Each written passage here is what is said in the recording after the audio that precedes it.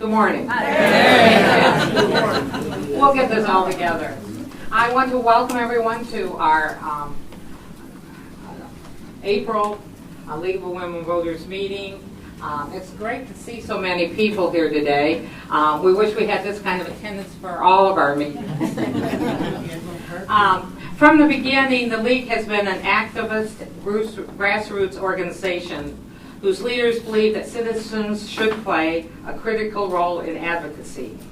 It was then and is now a nonpartisan organization, always working on vital issues of concern to members and the public.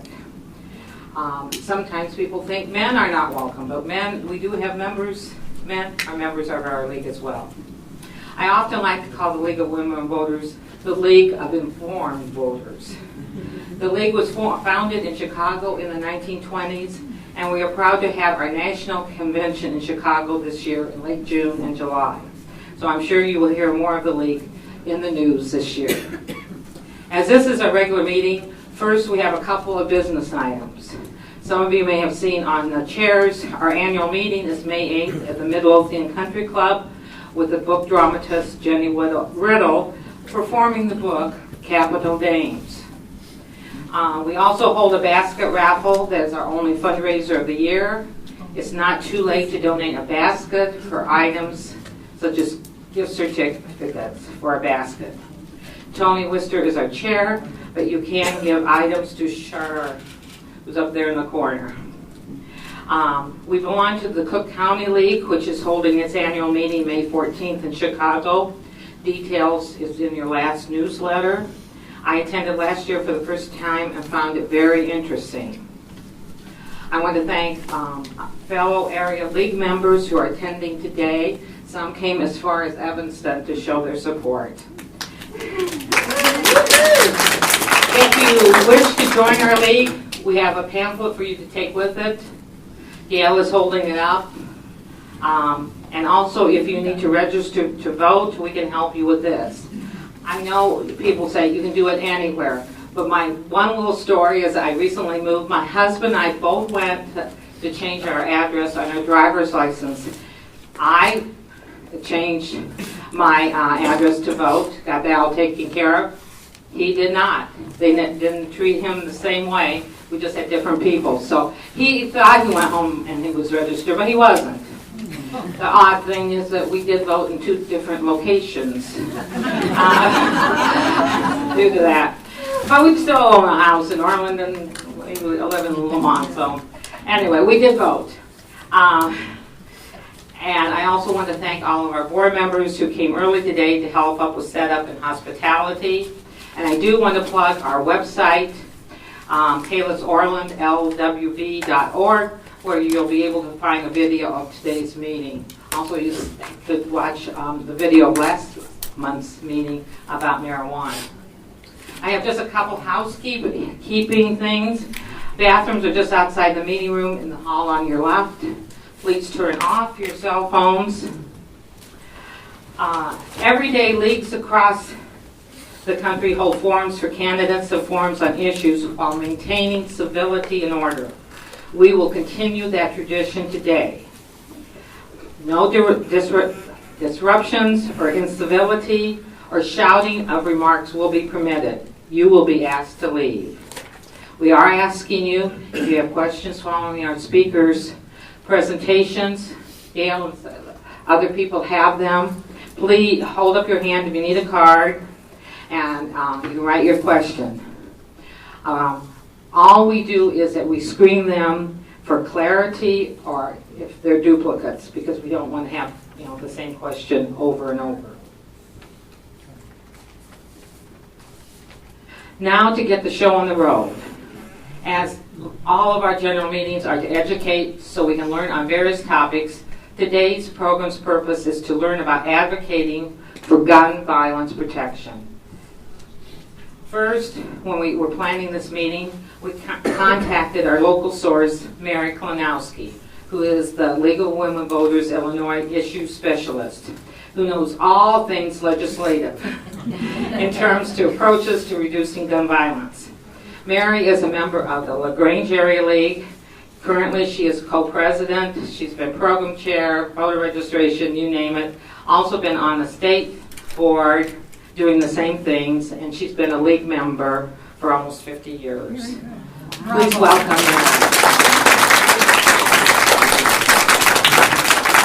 I think you just have to turn your Is there some way we can dim the lights? I'll have to tell you, I did a slideshow. Okay, now you've got to turn your mic on. Oh, it's not on, that's right. All right, can you hear me? No. No?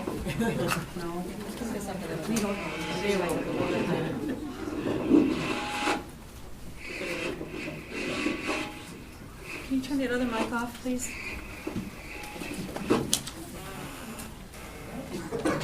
Try that.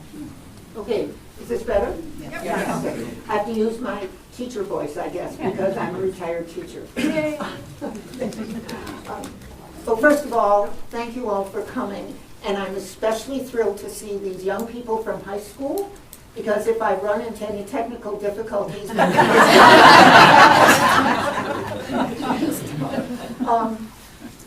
even though I've been given the title of issue specialist, I have to issue a disclaimer. I am not an expert on this. I'm simply a volunteer, as most of you are. It's an issue that I care deeply about, and I'm willing to put some time and effort into it. So when the Palos Orland League invited me to come, they asked me to give some insights into the league perspective, and then my colleague Sarah, who is from the Illinois Coalition for Gun Violence Prevention, will be giving you some more detailed information. So, I'm so proud of the fact that it was the Illinois League in the late 1980s that viewed the issue of the proliferation of firearms as a problem, decided to study it, studied the research, we did pros and cons, and we came to a consensus that yes, there's an issue and we should be able to try to do something about it. As one of the league mantras is, can we make a difference? And so we shared our study with leagues all across the country, and then eventually took it to the 1990 convention and were successful there. And so we have a broad position on it. The position just has two ideas in it, that yes, we want to do something about the proliferation of firearms, and the second thing is we will support any government measures that would restrict firearms.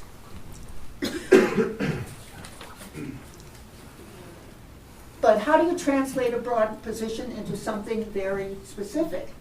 And so you see much of the vocabulary you still hear today, we were working on way back in the 1990s and at the turn of the century. So we backed universal background checks, waiting period.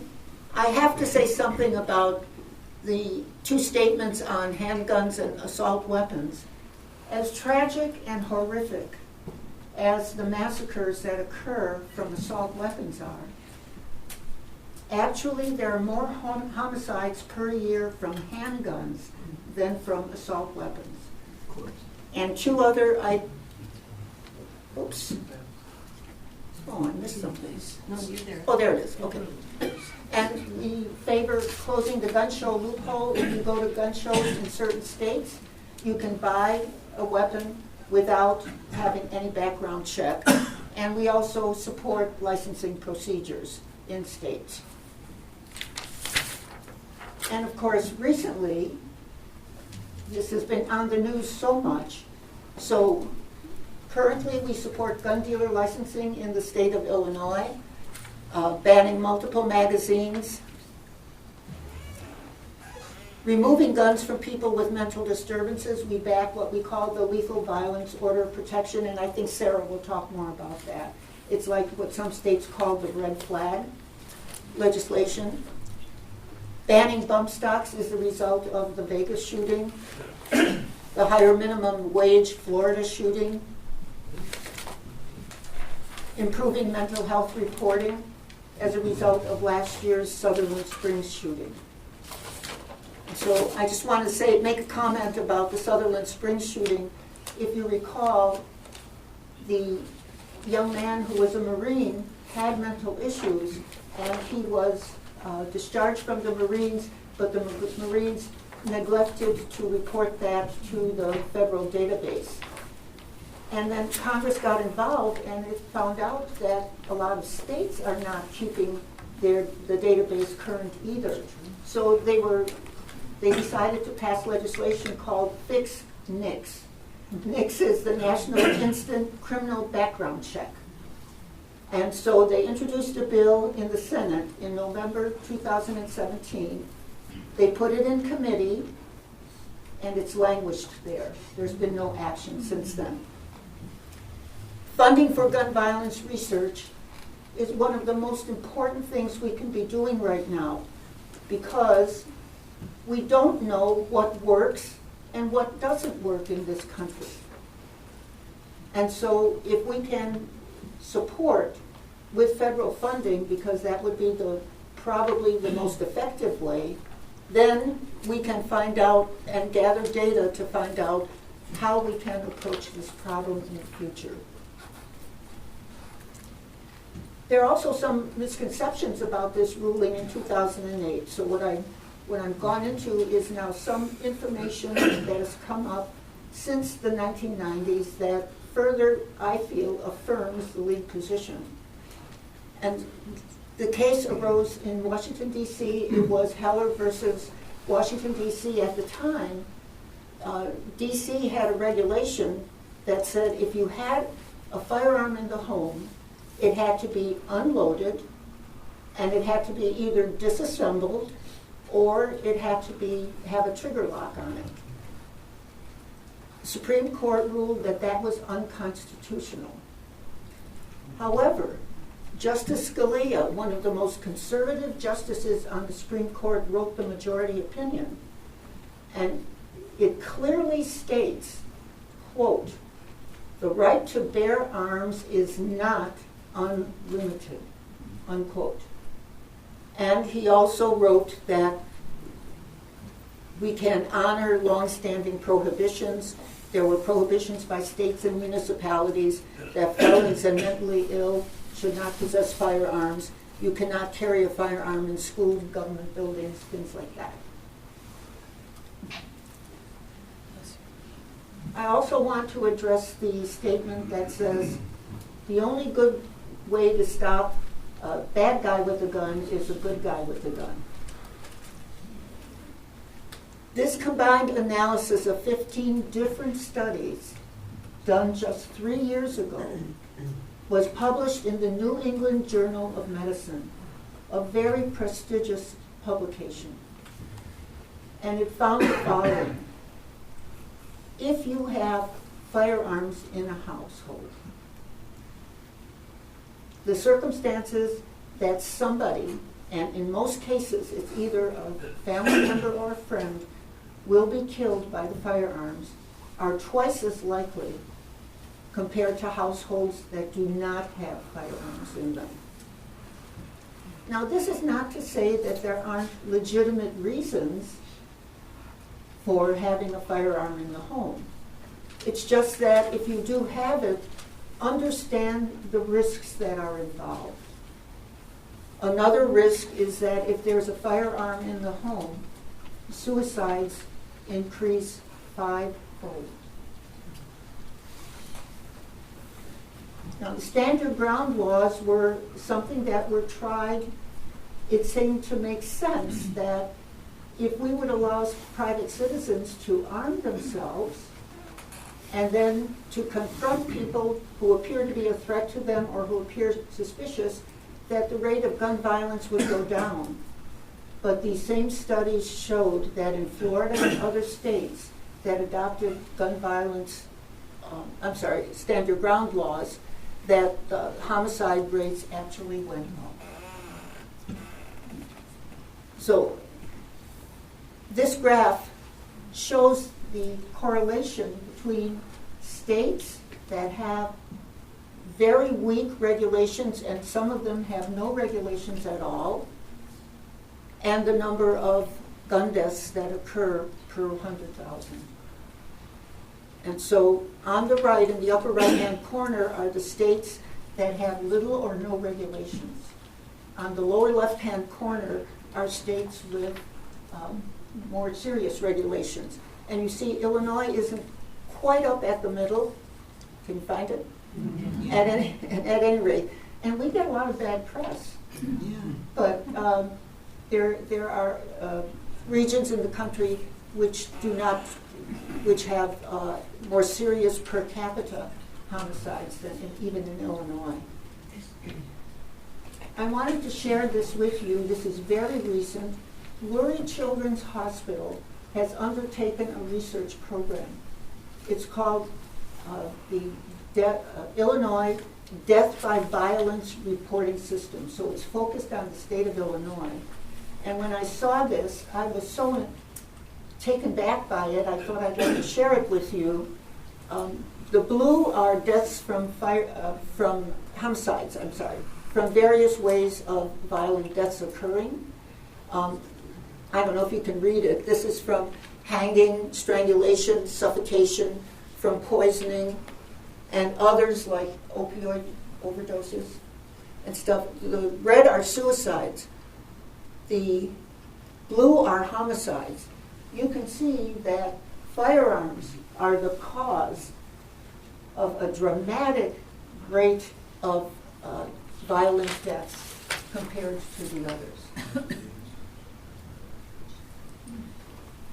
The ATF has been in the news when Congress and President Trump were dealing with the idea of banning bump stocks. They said, we don't have to have legislation about it because the ATF can handle it. Governor Rauner recently overrode vetoed the gun dealer licensing bill, saying, well, we have federal agencies that can inspect gun dealers. We don't need anything. Sarah and I were at a conference 2 weeks ago. One of the panelists was a retired ATF agent. He told us the staff for the national ATF is smaller than the Chicago Police Department. So they have lack of staff, they have lack of funding, and even though they are supposed to check gun dealer shops once a year, he said in Illinois it's more like once every 5 to 7 years. But what is really outrageous is that Congress has said that the ATF cannot computerize their information. And, you know, if they could computerize it, it would make it more efficient. I just throw my shoulders up and say, go figure. You know. And what about the NRA? The Dickey Act was enacted in the mid-1990s. Representative Dickey from Arkansas introduced legislation that would, let me get this right now, it would defund research by the Center for Disease Control. It would defund research that could lead to advocacy for what was called at that time gun control. So the Dickey Act kind of intimidated some of the staffers, and there is an anecdote that said that even after Newtown, they could not discuss Newtown when they were at work. The League fought very vigorously in the 1990s the legislation that bans lawsuits against gun manufacturers. We were not successful, so that the parents of Sandy Hook, the parents of Northern Illinois University, have really no legal recourse. We know they maintain lobbyists at the federal level. They also maintain lobbyists in the state of Illinois.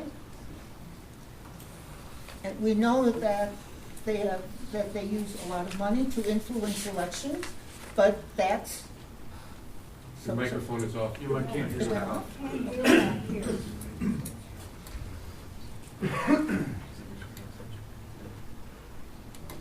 that better? Is that better? Maybe I'll just use it now. But I'll just have to move it to get into the section or something like that. Okay. There you go. I'm so glad people know that. Okay.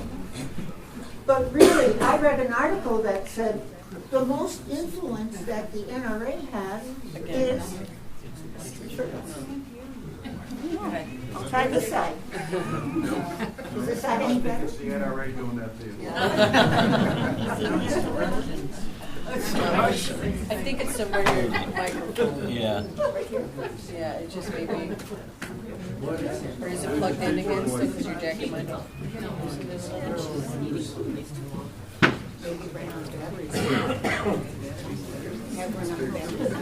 Can you use the handheld one instead? Sure. Yeah, let's switch with that. We have a battery problem.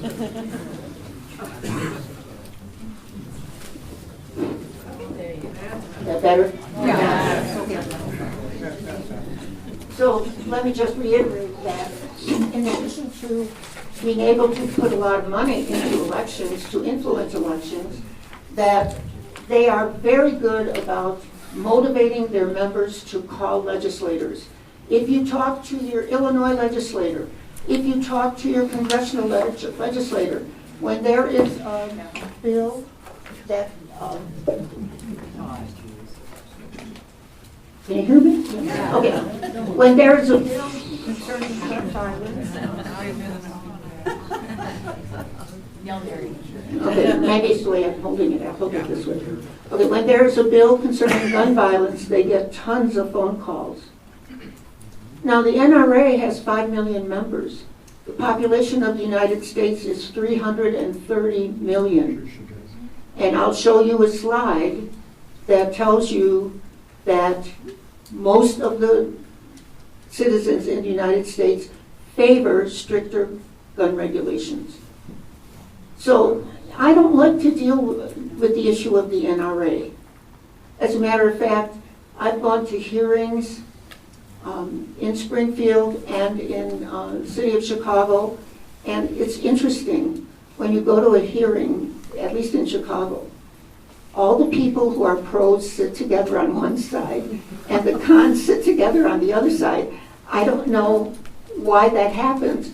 I deliberately try to go and sit among the people who have opposite views.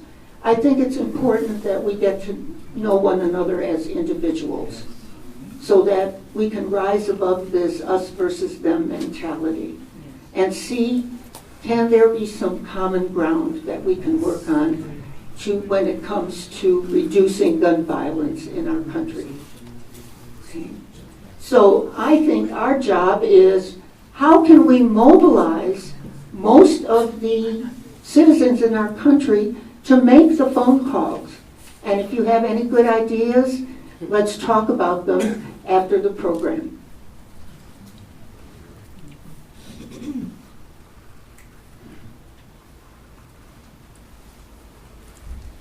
Now, Chris and some of the members of the Palos Orland League asked me specifically to talk about what is the League's role in this.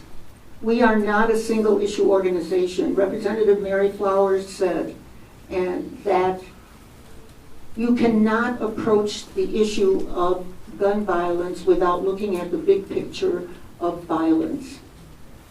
And so we also have to look at things like poverty, quality public schools, affordable health care, and affordable mental health care, especially for so many of the young children who have become traumatized by daily shootings in their neighborhoods.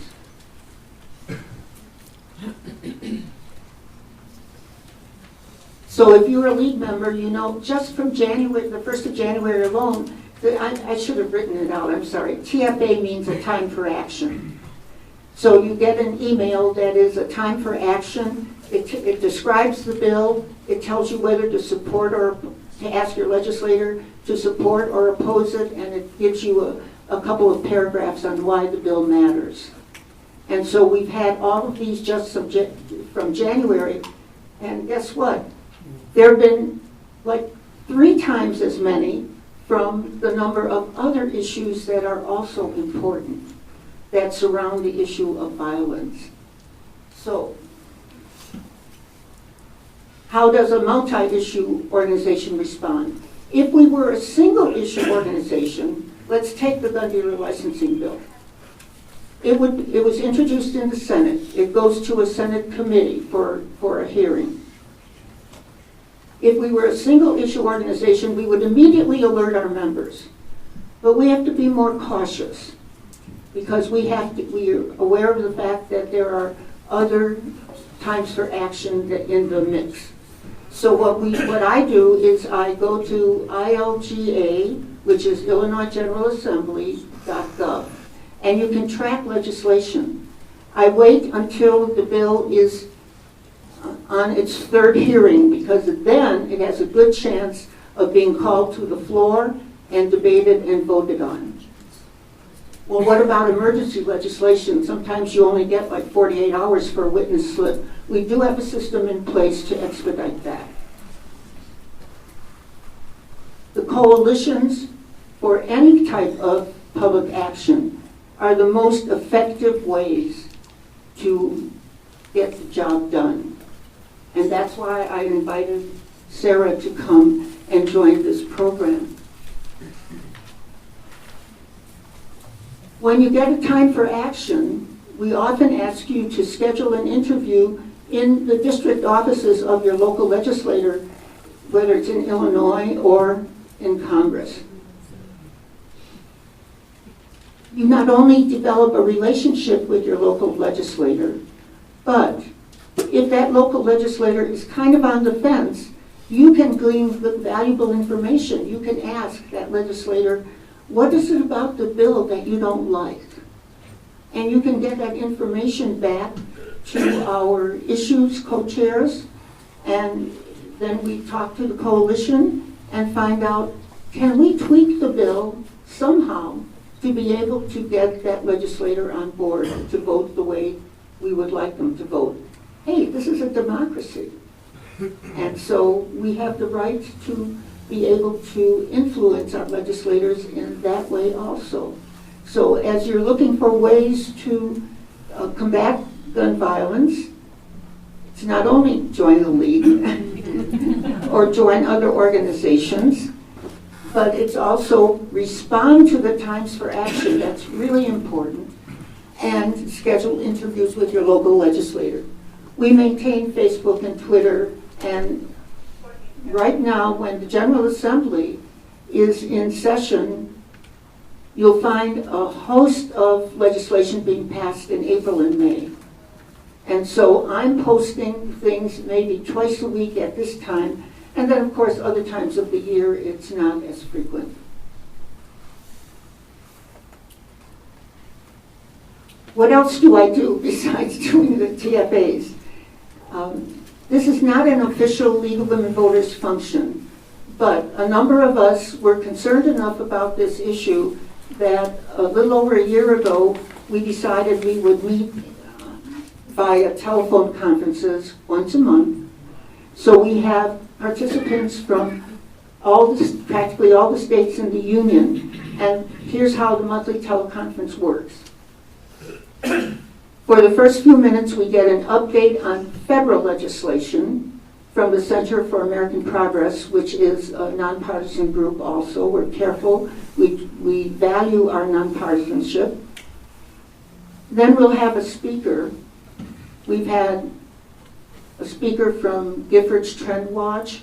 Remember, Congresswoman Gifford was the congresswoman who was shot at the mall in Arizona. We've had a speaker from the Law Center for Gun Violence Prevention, which is another national nonpartisan group. And this past month, we had 2 of the students from the Parkland shootings. So they come and speak to us via phone about 10 minutes or so. We have time for Q&A, questions and answers. And then we share information on what's going on in the various states. And more we realize it's the states that have coalitions that are getting things done. So I mentioned a conference, I mentioned the hearings and workshops.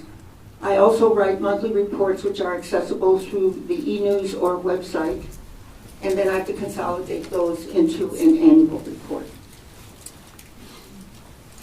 So I'm coming to the end, 2 more slides. And I wanted to inject a note of optimism. This is a very recent AP poll. 69% of Americans think gun laws should be stricter. That's up from 55% 5 years ago and 64% just 2 years ago. But here's what's really hopeful. 54% of gun owners in this particular poll favor stricter gun laws. So we really have an opportunity here for common ground. And I hope that in the future we can see that happen. Remember I said that the CDC was not able to conduct any research that would end up in advocacy for gun control. So that many of our medical institutions, including Lurie Children's Hospital that I referenced, are taking up the slack. Can they do as well? Well, they probably don't have as many resources, but at least it's moving in the right direction. But look at this. In 2017, 30 laws on gun regulation were passed in the states. I don't think you hear that very much, right? And of course that also includes the laws that were passed very recently in Florida.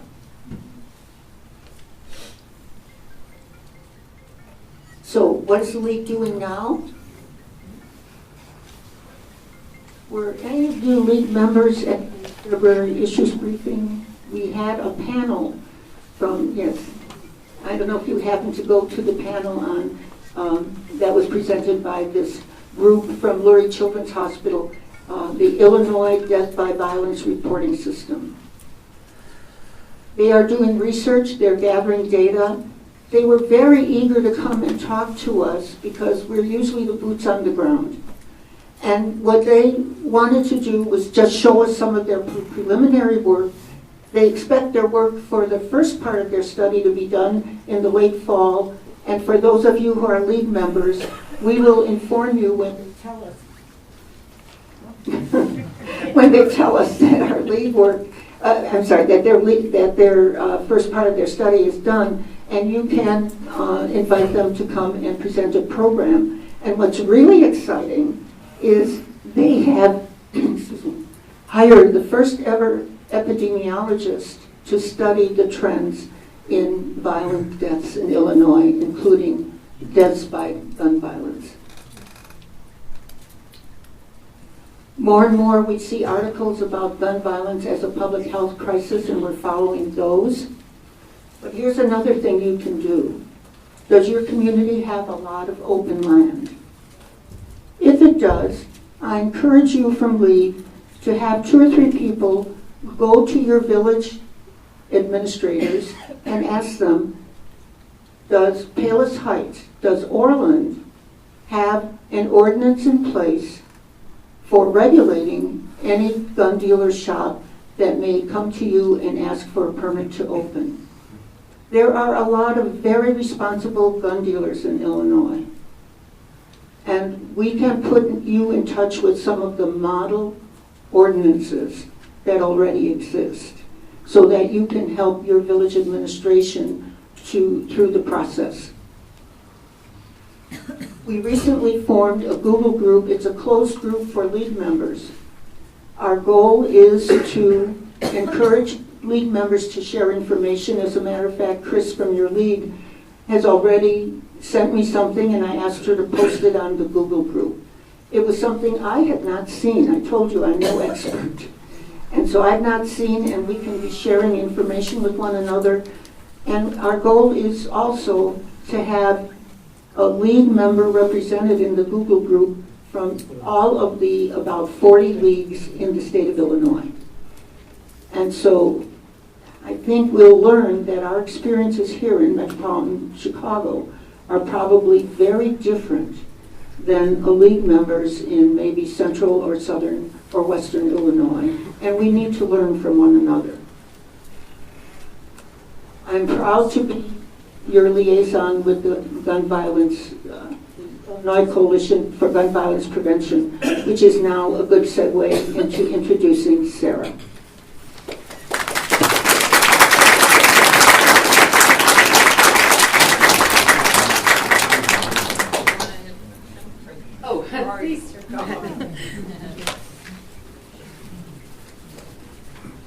I'm so happy so many people discovered the south suburbs today. Sarah is one of those. When she came, she said, I think I came from almost Wisconsin, but we exist here in the south suburbs, and I think sometimes we feel like we are ignored. So, as I said, Sarah lives in Vernon Hills with her husband and 2 children. She has a BA from Northwestern University and an MA from the Middlebury Institute of International Studies at Monterey. She has served as a university-level English as a second language instructor at various universities in the Chicago area before first as a volunteer and then as a part-time gun violence prevention advocate with Moms Demand Action, and now as a full-time professional advocate with the Illinois Council Against Handgun Violence. Their acronym is ICHV. ICHV is the founding member of the Illinois Gun Violence Prevention Coalition, which has over 120 members from all over northern Illinois that are collaborating in their efforts to effect meaningful gun safety reforms in Illinois and throughout state level legislation. At ICHV, Sarah's role is to educate the public. What have we said all morning? Educate about how they can become active and effective lobbyists for the legislators and other elected officials to support the reduction of gun violence in Illinois. Please welcome Sarah. Thank you very much, Eileen, and thank you to all of you for inviting me to come here and taking the time to listen to me today. My job at the Illinois Gun Violence Prevention Coalition is, as Eileen mentioned, to educate people and raise awareness about how to get involved. I really believe Mary did more than half of my job for me today, so I'll try to keep my remarks pretty short because I'll try. Bear with me. There's a lot to say. But I'll try to keep my remarks pretty short because I would like to allow plenty of time for questions for both me and Mary. Mary, I hope it's okay when I'm done speaking, I'm going to bring you up here to help me answer questions, okay?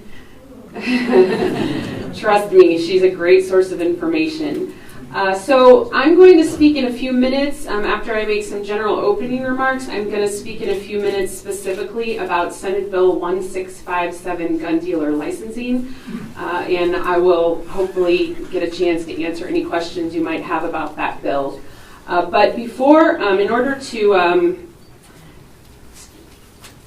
not take up I'd like to go ahead and pass around petitions in support of this bill. I realize there are many of you that may not know enough about it right now to be able to decide whether or not you want to sign a petition, but it takes a while to gather signatures of everybody in a room like this.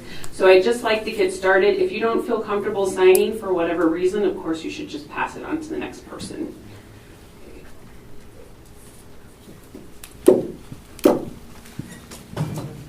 Some of you, I see a lot of familiar faces in the room. Some of you have already signed this petition either online or at some other location. If that's the case, please pass the petition on. So just a couple of opening remarks. As Eileen mentioned, I am an organizer for the Illinois Council Against Handgun Violence. 3 years ago, ICHV, my employer, started the Illinois Gun Violence Prevention Coalition. About 9 months ago, one of their primary funders decided to provide the money for a full-time organizer whose job would be to grow that coalition and to help the member organizations and individuals of the coalition work together in pursuit of gun safety legislation. I was fortunate enough to get that job, and when I took the job on August 1st of 2017, the Illinois Gun Violence Prevention Coalition had a total of 90 member organizations from across the state. Most were relatively small, primarily faith communities. At the time, we represented 25,000 people statewide. Today, there are 130 member organizations of the Illinois Gun Violence Prevention Coalition. We've added many groups that are very large and have a large statewide presence and influence. Today, the Illinois Gun Violence Prevention Coalition has a membership of over 200,000 people statewide. So I share that information with you because I want you to realize a couple of things. We're making phenomenal progress on getting gun safety legislation passed in Illinois. I'd also like you to realize that when people like me talk about the NRA as the opposition, we're really using that as shorthand, and it's really not quite fair. I try to check myself. The absolute truth is the vast majority of NRA members are responsible gun owners, and they are just as concerned about public safety as we are. Over 70% of NRA members in the United States are in favor of universal background checks. So it is misleading when people on our side of the issue talk about the NRA as our opposition. The NRA is not our opposition, not the membership as a whole. So please keep that in mind. And Mary touched on this for a few moments, and as we talk for the rest of the time we're together today, please keep that in mind. The only reason nationwide people think of gun violence as a partisan issue is because of propaganda campaigns that we've all fallen victim to. I was a victim. I believed that before I got involved in this work, I believed that gun violence was a partisan issue. For the most part, political conservatives were against any type of gun regulations, and for the most part, political liberals or progressives were in favor of it. The reality is there's a lot of middle ground, okay? And we need to stop thinking that our opposition is anybody who owns a gun. That is patently false, okay? Most people who own a gun are just as heartbroken by what happened in Parkland, Florida as we are. So what we need to be doing is working together in order to balance the rights of gun owners to own their guns if they're responsible with them and they can pass a background check and they are qualified to own a gun, with the rights of all citizens, gun owners and non-gun owners alike, to feel that they can live free from the threat of gun violence. We do that with lots of other products in our lives. Motor vehicles, for example, can be used as a lethal weapon, as we've seen too many times in recent years in many countries. But we take sensible steps in order to minimize the risk that are associated with them. Now that I've been doing this work for 3 years, I'm no longer a victim to the propaganda. I know hundreds, personally, I meet a lot of people in my work. I know hundreds of responsible gun owners who want to see reasonable, common sense gun safety regulations. Sometimes we just disagree on what reasonable and common sense means. But that doesn't mean we shouldn't try to work together. So the dramatic growth in the Illinois Gun Violence Prevention Coalition, we had 25,000 members statewide 9 months ago. Today we have 200,000. That is partially a result of I and the other people that I work with through Moms Demand Action and the other 129 member organizations of the coalition. That's partly a result of our trying to spread that message and making people who a few years ago felt that they would not be welcome in our movement, making them feel that they in fact are welcome. So I could go on I could talk for a week straight about gun violence and how we can work together to reduce it. But I'd like to talk quickly about a few bills that are pending at the state level. I'm going to speak about gun dealer licensing right now because that is our #1 priority. Mary spoke a little bit about it, so forgive me if I repeat some things, some key points about the bill that you've already heard. The purpose of the bill is to make sure that guns do not end up in the hands of people who should not have them. Just like the vast majority of gun owners in the United States and in Illinois are responsible and concerned about public safety, the majority of gun dealers in Illinois are responsible and concerned about public safety. Mary referred to a few of them. Unfortunately, because the federal licensing law is so badly underfunded, the agency that's tasked with enforcing that law, the Bureau of Alcohol, Tobacco, and Firearms, is so badly underfunded that some gun dealers in Illinois are able to get away with selling guns to people who should not have them. This bill is meant to stop that. So that's what the bill is about. I know it's very well known at this point, so if anybody has questions about the specifics about the bill, I'm happy to answer them, but I'm going to save that for the question and answer period. What I'd like to do is tell you what's going on with the bill right now, as of today. I think Mary mentioned the bill was originally introduced many, many years ago. It was originally introduced in, I think, 2002. It failed to pass the Illinois Senate 15 years in a row, but it did pass last April 2017, about a year ago, with bipartisan support in the Illinois Senate. That was about 1 year ago, and we've spent the last 12 months working to get that bill over the finish line and make it law. On February 28th, gun dealer licensing passed out of the Illinois House with bipartisan support. Those of us that were working on the bill nonstop for 12 months or so, and many people worked far longer than that, but those of us who had been working so hard on the bill, we were really hoping for one, maybe two, if we were really lucky, Republican House representatives to vote in favor of gun dealer licensing. We actually got 5 Republican votes. 4 or 5 of them we never imagined would come over to our side. But I think that the fact that that happened is a dramatic example of the point I was making earlier. When we put aside our differences about what we think common sense gun safety regulations should be, when we're willing to talk to each other, when we're willing to talk to people on the other side of the issue, we realize pretty quickly that we actually agree in a lot of ways. And that is how we were able to convince several more Republican House representatives to vote for the bill than we thought we could. So that was really a great day. February 28th was, I like to say, because I'm prone to hyperbole, but I think it's true. It was the biggest day in the history of the gun violence prevention movement in Illinois. Primarily because we got a bill we'd been working on for almost 17 years, passed out of both houses of the General Assembly with bipartisan support.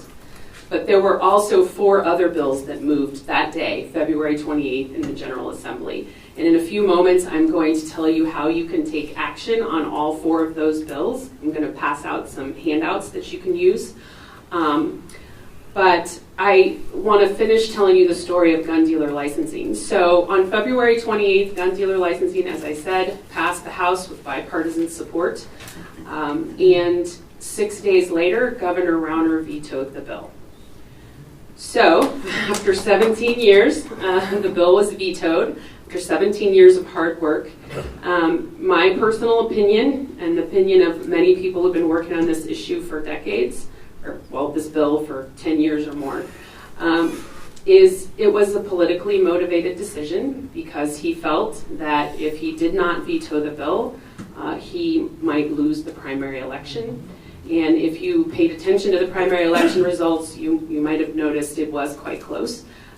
So he has the right to make his own decision, but personally I think I personally don't respect a politician who puts his own political interests ahead of the safety of the citizens of Illinois.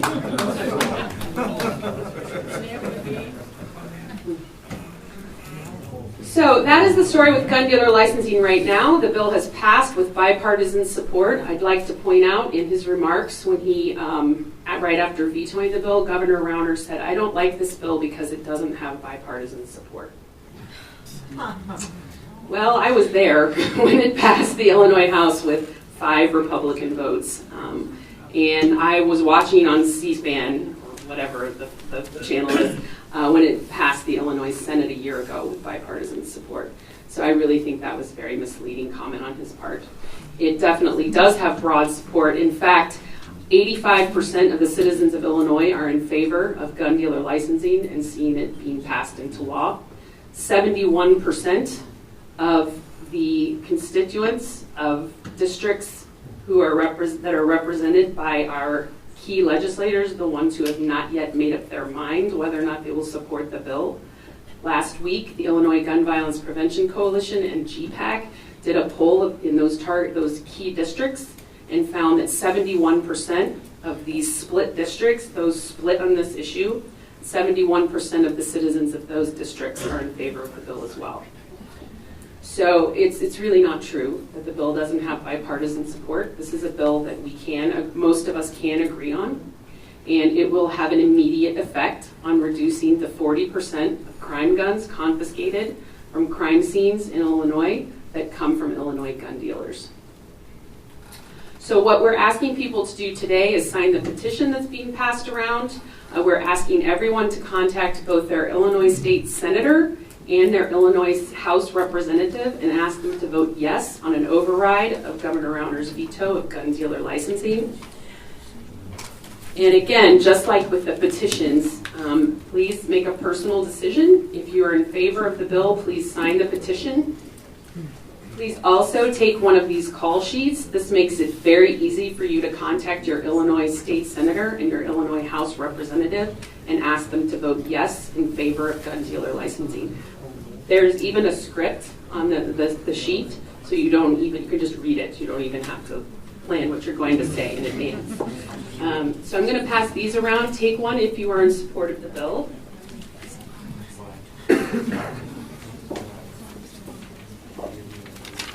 So on the back of this handout, on the back side of what I'm passing out right now, is information about the other 3 bills that moved in the General Assembly on February 28th. I'm just going to go quickly through them just to give you an idea of the kinds of progress we're making on using regulations and laws to improve gun safety in Illinois. House Bill 1465 increases the age to purchase an assault weapon in Illinois to 21 years old. Today, you can buy an assault weapon in Illinois if you can pass a background check at the age of 18. 1465 will raise that limit to 21 years old, that minimum age. House Bill 1465 passed the House with bipartisan support. It was amended in the Senate, so that means it is now back in the House and will be voted on in concurrence. So what that means is the House is about to decide whether it agrees with the changes that were made in the Senate. So we need everyone to call their Illinois House representatives and ask them to vote yes on 1465. It's a very similar situation with House Bill 1467. This legislation bans the sale of bump stocks in Illinois. The Senate amended the bill again, so now it's going back to the House and will be voted on concurrence. So we are asking everyone to email and call their Illinois House representatives to vote in favor of the bill. And on the back, there's a website where you can easily do that. Contact your legislators. The website will help you do it very quickly and easily. Finally, House Bill 1468 increases the waiting period to purchase an assault weapon to 72 hours. Right now, if you would like to purchase an assault weapon in Illinois and you can pass a background check, then you have to wait 24 hours to take possession of that assault weapon. House Bill 1468 will expand that waiting period to 72 hours. Again, the bill passed with bipartisan support, and it's right now sitting on Governor Rauner's desk, waiting for him to either sign it into law or veto it. Governor Rauner's phone number is on the back of this paper. If you would please call him every day would be nice. That's what I do. His number is on my speed dial. If you could please call him often and have your friends and family call him and ask him to sign that bill into law, then it could be really helpful. So the things I've mentioned just now are a couple of examples of how I try to help member organizations of the Gun Violence Prevention Coalition and individual members to take action on behalf of gun safety legislation. If you would like to get involved and take action, it is my job to make that easy for you. So other things that I ask people to do, and I support them if they agree to do it, are things like phone banks. Those are events where we call voters in districts where the legislator has not yet made up their mind which way they will vote on a bill, and then we call into those districts and ask his or her constituents to take action on behalf of the legislation. We also hold postcard parties. Right now, those are focused on getting the override of gun dealer licensing passed. I can help you with that. Postcard parties and letter writing campaigns are actually really popular because it feels kind of good when you have an event that, number one, you don't have to call anybody at a postcard party. Number two, it feels pretty good to gather all your friends together or the members of your organization and sit down and fill out a lot of postcards or write letters, and then you can really see the progress that you've made. And so it's my job to help you take action in that way as well. I also am very interested in talking with anyone who would like to join the coalition as an individual or with anyone who is part of an organization that would like to join the coalition. It's very easy to join. There's no fee. All I really need is contact information. And if anybody is interested in that, I'm going to leave my cards here, and I would love to hear from anyone who would like to join the coalition either as an individual or as a member organization. And I would just like to be extremely clear. The Illinois Gun Violence Prevention Coalition does not want to overturn the Second Amendment. We have no problem with the Second Amendment. We are in favor of it. We are in favor of responsible gun ownership. We're simply looking for a middle ground so that we can balance the rights of gun owners to own their guns if they're responsible with them, with the rights of citizens, both gun owners and non-gun owners alike, to live free from the threat of gun violence. Everyone is welcome who meets those criteria. And every organization that meets that criteria is welcome as well. So I hope I've fulfilled what Eileen and Mary asked me to do. I believe there's going to be some question and answer period now, right? So I'm going to invite Mary to join me because she's one of the most knowledgeable people I know on this issue. And frankly, I feel a little better having her up here with me in case there's a question I can't answer. Thank you. Oh, I'm sorry, one other comment. I have fact sheets about gun dealer licensing and also the Lethal Violence Order of Protection, which is what Mary mentioned earlier. That's the red flag bill that we hope will advance soon in the General Assembly.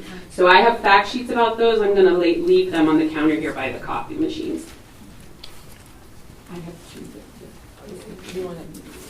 I just want to address two that were immediately passed to me.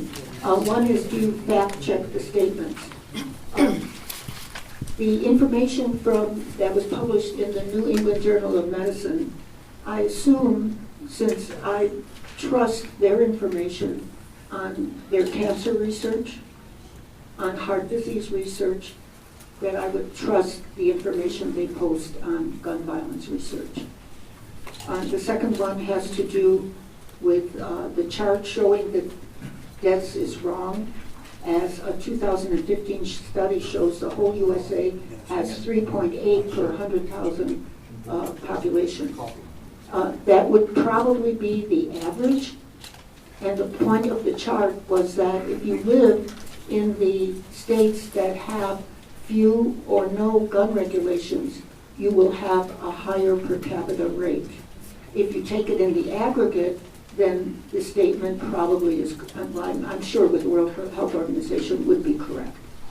But that the numbers in the non-regulating state are balanced by the numbers in those that do have stricter regulations. That was my question there. We're going to have to go on. We have so many questions. I'll be happy to talk to you afterward. And since Sarah talked about the gun dealer licensing, we do have a question about the league. Did you want to add anything about the league? Since Sarah talked all about the gun licensing bill. Do you Just want to add anything? Just that the fact that the league is a partner in coalition, and so we promote any of their recommendations. Okay. Oh, we have a question. They said the League of Women Voters stance, is it gun control or violence prevention? The presentation is conflicting.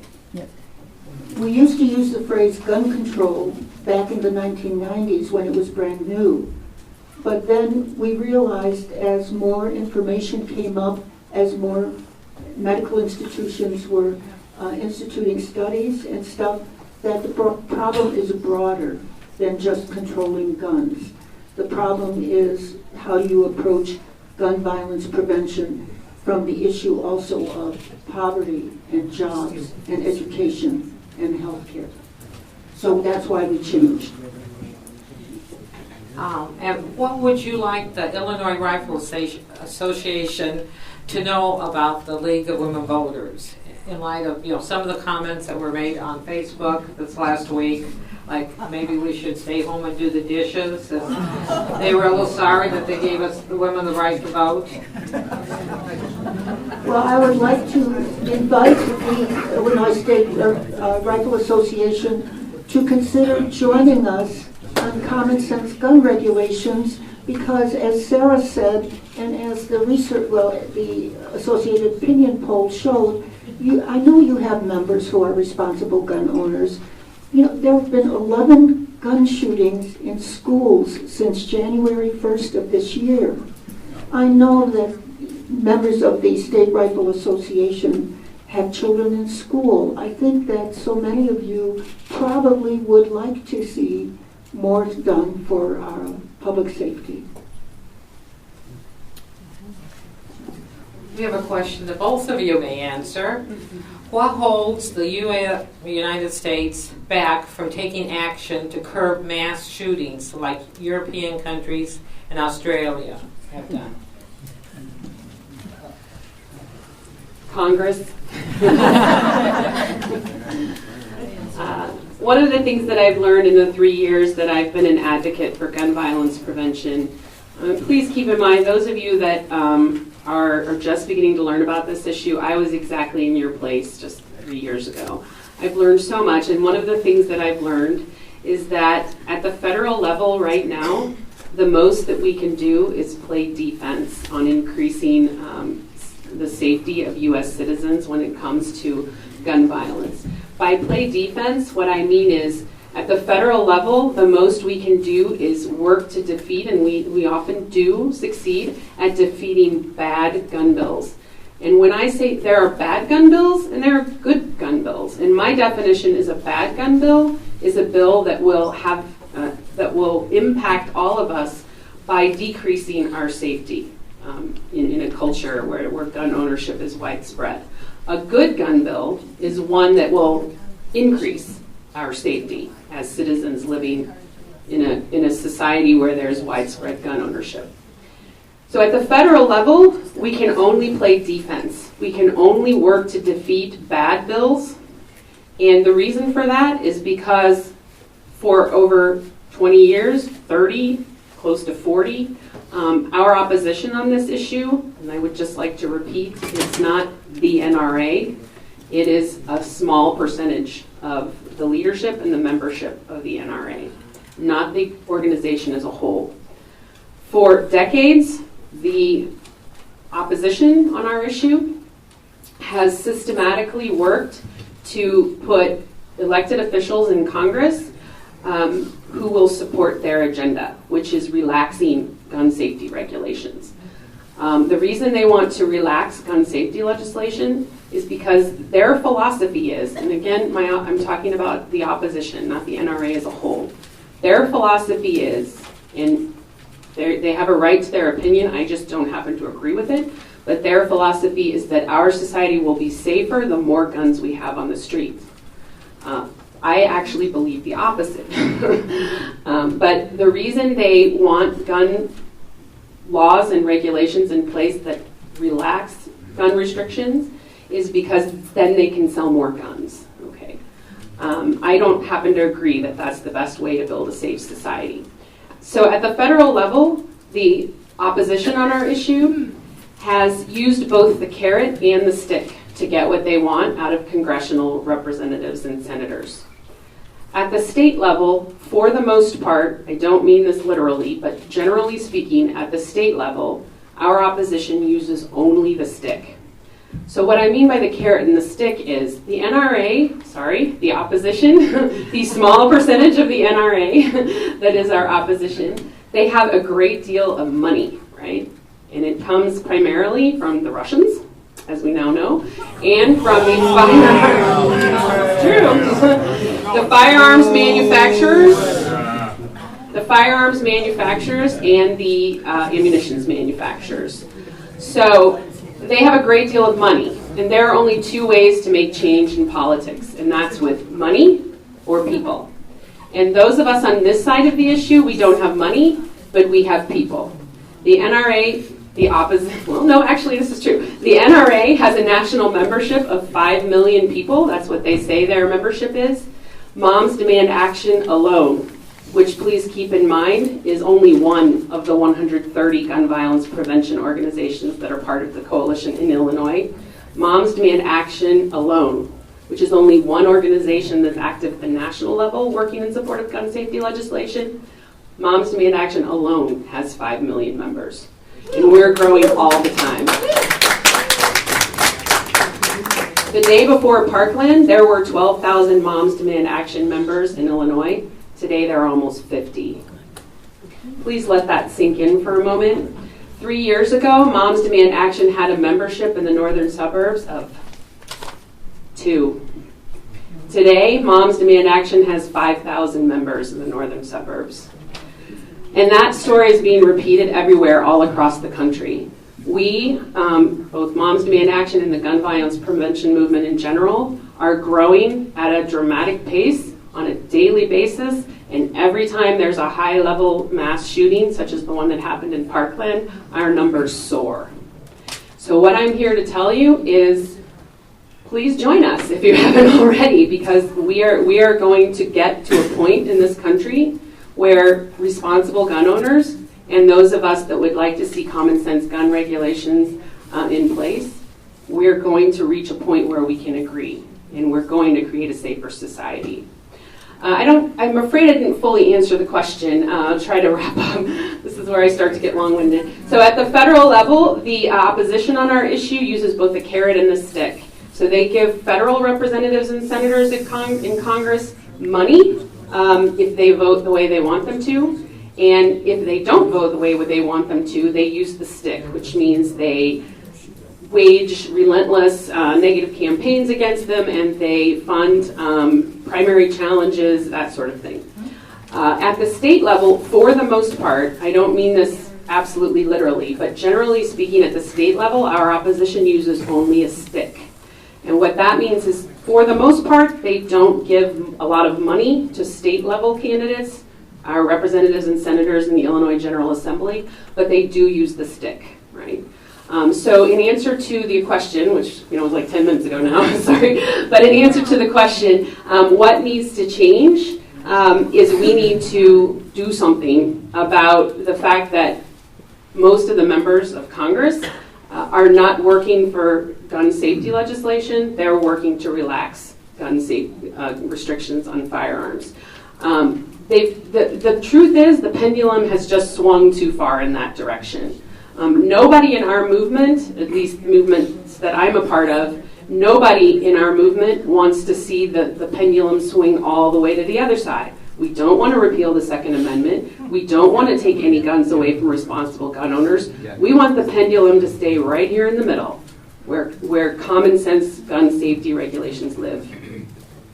Thank you. Do you have anything to add, Mary? I don't think so. Okay.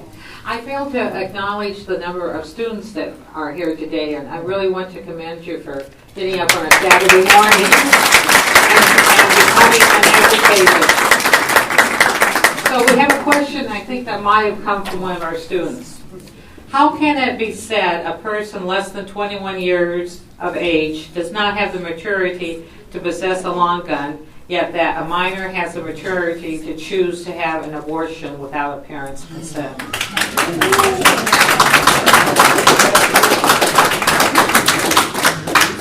That's a very good question. And I had heard in the conference that we attended 2 weeks ago, Rebecca Levin from Lurie Children's Hospital said that the idea that we would allow young people access to guns would be contradictory to the fact that their brains, their emotions, I'm not saying it as well as she can say, are not yet well developed. There's a lot of problems with impulse control. You know, you can accept that or not. And so that's why we need all of this research that we're talking about to find out what works and what doesn't work. And who knows, maybe the research will say that, we're willing to back off and say, you know what, the problem is not with the kids owning guns. Maybe the problem really is what are we doing to help them find jobs?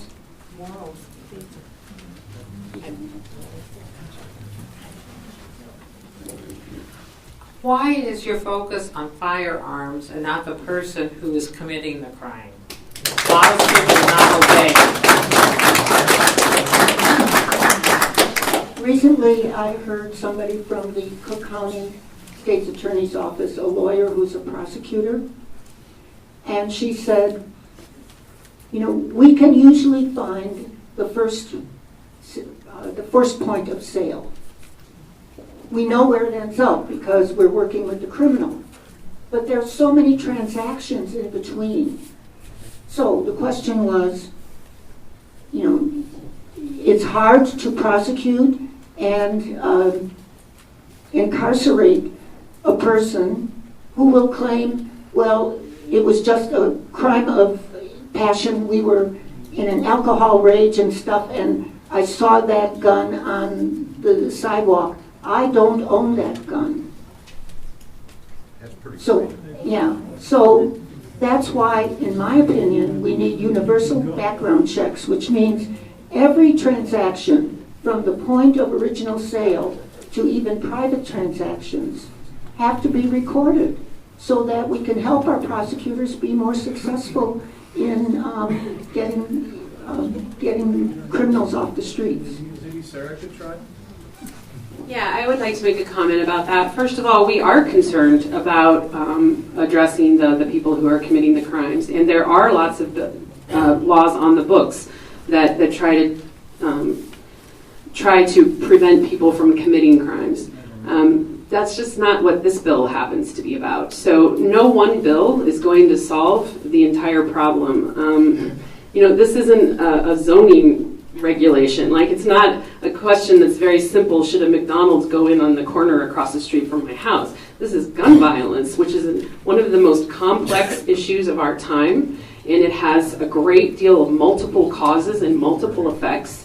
To imply that one bill can solve all of the entire problem, it shows a level of naivete and possibly just lack of information about how the legislative process works. We are concerned about the people who commit crimes, and there are many bills on the laws already in place that handle that problem. And then the final thing I would say is I have a feeling who the person who posed that question was thinking of gun dealer licensing specifically. Frankly, it does indirectly address the problem of the people who commit the crimes, because one of the main provisions of the bill is to make sure that gun dealers and all of their employees are able to pass background checks themselves, that they know how to implement background checks, that they know how to conduct them correctly, and that they know how to recognize straw purchases. So I'm guessing there are at least a few people in the room who need that term defined. A straw purchase is when someone who is not legally able to buy a gun, for example, someone who cannot pass a background check, sends someone else into a gun dealer in order to buy a gun on their behalf. They usually pay that person to do it. That's called a straw purchase. And one of the main provisions of the Gun Dealer Licensing Act is to make sure that employees and gun dealers know how to recognize straw purchases. And so in that respect, this bill does directly try to cut down on the number or try to prevent people who are going to commit crimes from committing them. We're trying to keep the firearms out of the hands of those people. That's what this bill is about. When a straw purchase happens, the time to crime is typically a matter of days. So when we have data about gun dealers and what the percentage of straw purchases that have occurred in their dealerships over a 3-year period, and we can see that when straw purchases happen, they almost always lead to a crime. Who's committing the crime? The very people that you're concerned about. This bill is intended to keep guns out of their hands. So it does address the problem.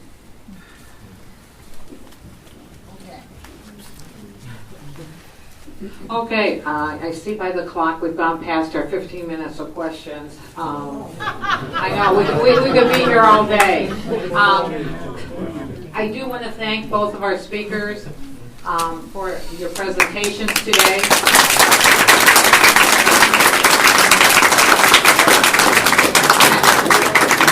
And since I'm the housekeeping person, I did forget to say that we do need volunteers for our national convention.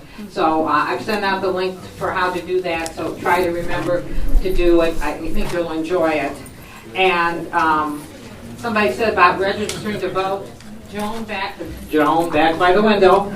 She'll register you to vote today if you need to do it, or change an address. We have some students who signed the petition, and they are interested, I believe, in registering to vote right now. Okay, so Joan can do that right now. Okay, I just want to close with one remark.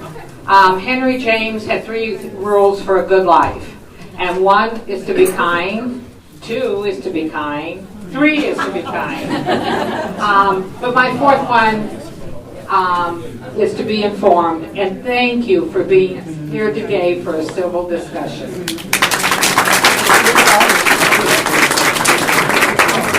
Just really quickly, if there's anyone in the room who would like to kind of go all in with me on gun violence and get involved at a deeper level, please come and take my card. It's my job to make it easy for you. Thank you.